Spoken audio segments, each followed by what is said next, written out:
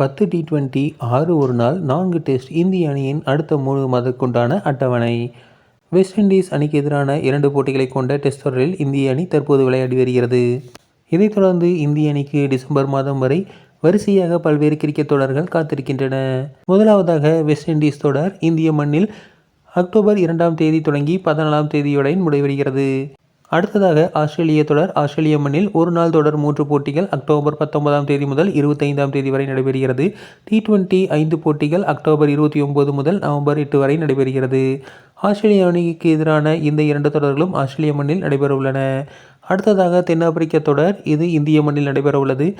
2 போட்டிகள் கொண்ட டெஸ்ட் தொடர் நவம்பர் 14ஆம் தேதி முதல் நவம்பர் 26ஆம் தேதி வரை நடைபெறுகிறது. மேலும் 3 போட்டிகள் கொண்ட ஒருநாள் தொடர் நவம்பர் 30ஆம் தேதி முதல் டிசம்பர் 6ஆம் தேதி வரை நடைபெறுகிறது. மேலும் 5 போட்டிகள் கொண்ட T20 தொடர் டிசம்பர் 9ஆம் தேதி முதல் டிசம்பர் 19ஆம் தேதி வரை நடைபெறுகிறது. இந்த 3 மாத காலகட்டத்தில் இந்திய அணிக்கு 4 டெஸ்ட் போட்டிகள், 6 ஒருநாள் போட்டிகள் மற்றும் 10 T20 போட்டிகள் என மொத்தம் 20 சர்வதேச போட்டிகளில் விளையாட உள்ளது. இந்த தொடர்களுக்கு இடையே அதிக இடைவெளி இல்லை என்பதும் குறிப்பிடத்தக்கது.